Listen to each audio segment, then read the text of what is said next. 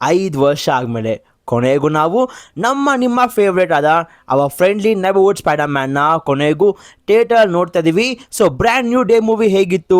ನೋವೇ ಹೋಮ್ಗಿಂತ ಚೆನ್ನಾಗಿದ್ಯಾ? ಈ ಮೂವಿಯಿಂದ ಏನಾದರೂ ಡೂಮ್ಸ್ ಡೇ ಮೂವಿಗೆ ಲಿಂಕ್ ಇದೆಯಾ?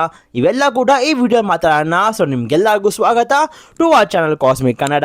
ನಾನು ನಿಮ್ಮ ಹೋಸ್ಟ್ ಪವನ್ ಆ್ಯಂಡ್ ಇವತ್ತಿನ ವಿಡಿಯೋ ಶುರು ಮಾಡೋಣ.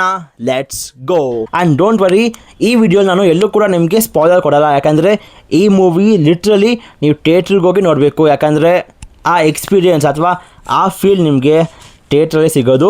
ಇನ್ ಡೀಟೇಲ್ ಆಗಿರಲಿ ಅಥವಾ ಕಂಪ್ಲೀಟ್ ಬ್ರೇಕ್ ಡೌನ್ ಆಗಿರಲಿ ನಿಮಗೆ ಮುಂದೆ ನೆಕ್ಸ್ಟ್ ವಿಡಿಯೋ ಸಿಗುತ್ತೆ. ಇನ್ನು ಮೂವಿ ಬಗ್ಗೆ ಮಾತಾಡಬೇಕಂದ್ರೆ ಮೂವಿ ಮಾತ್ರ ಲಿಟ್ರಲಿ ನಮ್ಮ ಸ್ಪೈಡರ್ ಮ್ಯಾನ್ ಫ್ಯಾನ್ಸ್ಗೋಸ್ಕರನೇ ಮಾಡಿರೋದು ಅಂತ ಅನಿಸುತ್ತೆ. ಯಾಕಂದರೆ ಇಲ್ಲಿ ನೀವು ಯಾವುದೇ MCU ಕನೆಕ್ಷನ್ ಆಗಿರಲಿ ಅಥವಾ ನಮ್ಮ ಡೂಮ್ಸ್ ಡೇ ಲಿಂಕ್ ಆಗಿರಲಿ ಅಥವಾ ಏನಾದರೂ ಸೆಟಪ್ ಆಗಿರಲಿ ಎಲ್ಲೂ ಕೂಡ ಜಾಸ್ತಿ ಪ್ರಿಫರೆನ್ಸ್ ಕೊಟ್ಟಿಲ್ಲ. ಟೋಬಿ ಮ್ಯಾಗ್ವೈರಿಂದ ಸ್ಪೈಡರ್ ಮ್ಯಾನ್ನ ಪವರ್ಸ್ ತೊಗೊಂಡು ಆ್ಯಂಡ್ರೂ ಗಾರ್ಫೀಲ್ಡಿಂದ ಸ್ಪೈಡರ್ ಮ್ಯಾನ್ನ ವೆಬ್ ಸ್ವಿಂಗ್ ತೊಗೊಂಡು ಮಿಕ್ಸ್ ಮಾಡಿದ್ರೆ ನಮಗೆ ಸಿಗೋದೆ Spider Man brand new day. Literally ಈ ಮೂವಿ ಹೇಗಿದೆ ಅಂದರೆ ಒಬ್ಬ Spider Man fan Spider Man movie direct ಮಾಡಿದ್ರೆ ಹೇಗಿರುತ್ತೋ ಆ ಥರ ಇದೆ. ಈ ಮೂವಿಯಲ್ಲಿ ಕೊನೆಗೂ ನಾವು ನಮ್ಮ ಮೆಚೂರ್ ಪೀಟರ್ ಪಾರ್ಕರ್ ನೋಡ್ತೀವಿ. ಯಾಕಂದರೆ ಎಲ್ಲ ಮೂವೀಸಲ್ಲೂ ಕೂಡ ನಮ್ಮ ಪೀಟರ್ ಪಾರ್ಕರ್ಗೆ ಯಾರೋ ಒಬ್ಬ ಹೆಲ್ಪ್ ಮಾಡ್ತಿದ್ದ. ಆದರೆ ಈ ಮೂವಿಯಲ್ಲಿ ಸ್ವತಃ ನಮ್ಮ ಪೀಟರ್ ಪಾರ್ಕರ್ ನಿಂತ್ಕೊಂಡು ಅವನ ಮೇಲೇ ಕಂಪ್ಲೀಟ್ ಫೋಕಸ್ ಆಗಿ ನಮ್ಮ ಪೀಟರ್ ಪಾರ್ಕರ್ ದಿ ಬೆಸ್ಟ್ನ ಡೆಲಿವರ್ ಮಾಡಿದ್ದಾನೆ. ಸೊ ಸ್ಪೈಡರ್ ಮ್ಯಾನ್ ಈಗ ಅವನ ಪರ್ಸನಲ್ ಲೈಫ್ನ ಫುಲ್ ಮರೆತೋಗಿ ಕಂಪ್ಲೀಟಾಗಿ ಈಗ ಸ್ಪೈಡರ್ ಮ್ಯಾನ್ ಆಗಿ ನ್ಯೂಯಾರ್ಕ್ನ ಪ್ರೊಟೆಕ್ಟ್ ಮಾಡ್ತಿದ್ದಾನೆ. ಆ್ಯಂಡ್ ಆಗ ನಮ್ಮ ಸ್ಪೈಡರ್ ಮ್ಯಾನ್ ಒಬ್ಳು ಸೈಕಿಕ್ ಬೀಯಿಂಗ್ನ ಫೇಸ್ ಮಾಡ್ತಾನೆ. ಸೊ ಅವಳು ನಮ್ಮ ಸ್ಪೈಡರ್ ಮ್ಯಾನ್ಗೆ ಏನೆಲ್ಲ ಕಷ್ಟ ಕೊಡ್ತಾಳೆ ಅಥವಾ ನಮ್ಮ ಸ್ಪೈಡರ್ ಮ್ಯಾನ್ ಆ ಒಬ್ಳು ಹುಡುಗಿಗೆ ಏನೆಲ್ಲ ಪ್ರಾಬ್ಲಮ್ಸ್ ತರಬಹುದು. ಆ್ಯಂಡ್ ಈ ಮಧ್ಯ ನಮ್ಮ ಪೀಟರ್ ಪಾರ್ಕರ್ ದೊಡ್ಡವನು ಆಗ್ತಾನೆ. ಸೊ ಇದರಿಂದ ಅವ್ನ ಬಾಡಿಯಲ್ಲಿ ಸ್ವಲ್ಪ ಚೇಂಜಸ್ ಆಗ್ತಿರತ್ತೆ. ಸೊ ಇದನ್ನು ನಮ್ಮ ಪೀಟರ್ ಪಾರ್ಕರ್ ಹೇಗೆ ಬ್ಯಾಲೆನ್ಸ್ ಮಾಡ್ದ? ಸೊ ಕೊನೆಗೂ ನಮ್ಮ ಸ್ಪೈಡರ್ ಮ್ಯಾನ್ ಆ ಸೈಕಿಕ್ನ ಹಿಡಿದ್ನ, ಅವಳ ಪವರ್ಸ್ ಏನು, ಅವಳಿಂದ ಯಾರಿರೋದು, ಅವನ್ನ ಹುಡುಕ್ತಿರೋದು ಯಾರು, ಸ್ಪೈಡರ್ ಮ್ಯಾನ್ನ ಬಾಡಿ ಯಾಕೆ ಈಗ ಚೇಂಜಸ್ ಆಗ್ತಿದೆ, ಸ್ಪೈಡರ್ ಮ್ಯಾನ್ ವಾಪಸ್ ಅವ್ನ ಪರ್ಸ್ನಲ್ ಲೈಫ್ಗೆ ಹೋಗ್ತಾನ, ನಮ್ಮ ಪೀಟರ್ ಪಾರ್ಕರ್ ವಾಪಸ್ ಅವ್ನ ಫ್ರೆಂಡ್ಸ್ನ ಮೀಟ್ ಆಗ್ತಾನ. ಇವೆಲ್ಲದಕ್ಕೂ ಉತ್ತರ ನಿಮಗೆ ಮೂವಿ ನೋಡುವಾಗಲೇ ಗೊತ್ತಾಗುತ್ತೆ. ಮೂವಿ ನಿಮಗೆ ಎಲ್ಲೂ ಕೂಡ ಬೋರ್ ಅನ್ಸಲ್ಲ. ಯಾಕಂದರೆ ಮೂವಿಯ ಸ್ಟಾರ್ಟಿಂಗಲ್ಲಿ ನಿಮಗೆ ಒಂಥರ ಬ್ಯಾಂಕ್ ಕೊಡ್ತಾರೆ.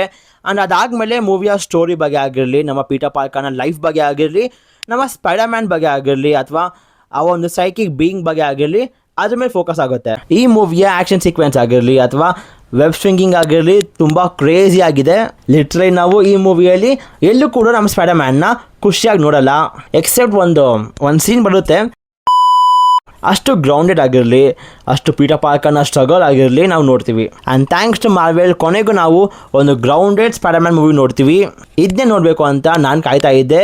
ಸಾಕು, ಈ ಮಲ್ಟಿವರ್ಸ್ ಆಗಿರಲಿ, ಈ ವೇರಿಯಂಟ್ಸ್ ಆಗಿರಲಿ, ಈ ಕ್ಯಾಮಿಯೋಸ್ ಆಗಿರಲಿ ನನಗಂದು ಸುಸ್ತಾಗಿ ಹೋಗಿತ್ತು.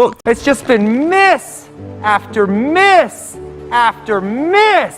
Let's just take the L and move on. I think it's been steadily great since Endgame. So ಯಾವಾಗ ನನಗೆ ಈ ಮೂವಿಯಲ್ಲಿ ಕಂಪ್ಲೀಟ್ ಪೀಟರ್ ಪಾರ್ಕರ್ನ ಲೈಫ್ ಆಗಿರಲಿ ಅಥವಾ ಪೀಟರ್ ಪಾರ್ಕರ್ನ ಸ್ಟ್ರಗಲ್ ಆಗಿರಲಿ ನೋಡ್ತಿರುವಾಗ ನನಗಂತೂ ಹೆವಿ ಖುಷಿ ಆಗೋಯ್ತು. ಮೂವಿಯಲ್ಲಿ ಕೆಲವೊಂದು ಸಿಂಪಲ್ ಮೊಮೆಂಟ್ಸ್ ಇದೆ, ಆದರೆ ನಮ್ಮಂಥ ಆಡಿಯನ್ಸ್ಗೆ ಆ ಸೀನ್ ಒಂಥರ ಲೆಜೆಂಡ್ರಿ ಸೀನ್ ಆಗಿರುತ್ತೆ. ಮೂವಿಯಲ್ಲಿ ನಾವು ಸುಮಾರು ವಿಲನ್ಸ್ ನೋಡ್ತೀವಿ, ಆದರೆ ಮೇನ್ ವಿಲನ್ ಯಾರು, ಈ ಮೇನ್ ವಿಲನ್ಗೆ ಸೆಟಪ್ ಆಗಿರಲಿ ನಾವು ನೋಡಲ್ಲ. ಮೂವಿ ಒಂಥರ ಸಸ್ಪೆನ್ಸ್ ಆಗಿ ಬಿಲ್ಡ್ ಆಗುತ್ತೆ.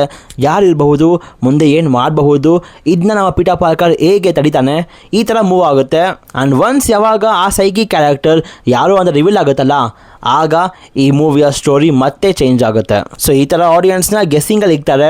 ಮೂವಿಯಲ್ಲಿ ನಾವು ನಮ್ಮ ಹಲ್ಕ್ ಆಗಿರಲಿ, ಪನಿಷರ್ ಆಗಿರಲಿ, MJ ಮತ್ತು ನೆಡ್ ಮತ್ತು ನಮ್ಮ ಸಿಡಿ ಸಿಂಗ್ನ ಕ್ಯಾರೆಕ್ಟರ್ ನೋಡ್ತೀವಿ. ಆದರೆ ಯಾರಿಗೂ ಕೂಡ ಅಷ್ಟು ಪ್ರಾಮಿನೆನ್ಸ್ ಕೊಟ್ಟಿಲ್ಲ. ಲೈಕ್ ಇವರೆಲ್ಲ ಹೇಗೆ ಅಂದರೆ ನಮ್ಮ ಪೀಟರ್ ಪಾರ್ಕರ್ ಲೈಫ್ಗೆ ಒಂಥರ ಬಿಲ್ಡಿಂಗ್ ಬ್ಲಾಕ್ ಥರ ಒಬ್ಬೊಬ್ಬರಾಗೆ ಬಂದು ನಮ್ಮ ಪೀಟರ್ ಪಾರ್ಕರ್ಗೆ ದಾರಿ ತೋರಿಸ್ತಾರೆ ಮುಂದೆ ಹೋಗೋಕ್ಕೆ. ಆ್ಯಂಡ್ ಈ ಮೂವಿಯ one of the best part ಅಂದರೆ ನಮ್ಮ ಪನಿಷರ್ ಯಾವಾಗೆಲ್ಲ ಸ್ಕ್ರೀನ್ ಮೇಲೆ ಬರ್ತಾನಲ್ಲ, ಅವಾಗೆಲ್ಲ ಎಲ್ಲ ಆಡಿಯನ್ಸ್ಗೂ ಕೂಡ ಒಂಥರ ಫನ್ ಆಗಿರಲಿ ಅಥವಾ ಒಂದು ಎಂಜಾಯ್ಮೆಂಟ್ ಆಗಿರಲಿ ಅಥವಾ ಅವನ ಒಂದು ಆ್ಯಂಗಲ್ ಆಗಿರಲಿ ನಮಗೆ ನೋಡೋಕ್ಕೆ ಸಿಗುತ್ತೆ. ಹಲ್ಕು ಕೂಡ ತುಂಬಾ ಕ್ರೇಜಿಯಾಗಿ ತೋರಿಸಿದ್ದಾರೆ.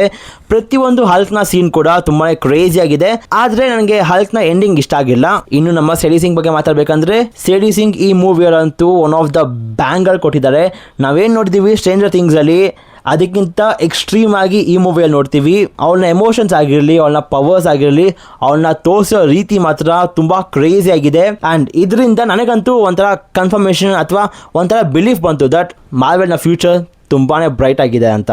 ಸೊ ಓವರ್ ಆಲ್ ಈ ಮೂವಿ ಒಂಥರ ಎಪಿಕ್ ಆಗಿತ್ತು, ಯಾಕಂದ್ರೆ as I said spider man ನ ಪವರ್ಸ್ ಇಂದ ಸ್ಟ್ರಗಲ್ಸ್ ತನಕ, ಜೊತೆಗೆ ಮಾವೆ ಫ್ಯೂಚರ್ ನ ಒಂದು ಚಿಕ್ಕ ಟೀಸ್ ಆಗಿರ್ಲಿ ಎಲ್ಲ ಇದೆ ಈ ಮೂವಿಯಲ್ಲಿ. ಸೊ ನೀವು ಕೂಡ ಥಿಯೇಟರ್ಗೆ ಹೋಗಿ ಈ ಮೂವಿ ನೋಡಿ ಅಂಡ್ ನಿಮಗೇನು ಅನಿಸ್ತು ಈ ಮೂವಿ ನೋಡಿ ಅಂತ ಕಮೆಂಟ್ಸ್ ಅಲ್ಲಿ ತಿಳಿಸಿ.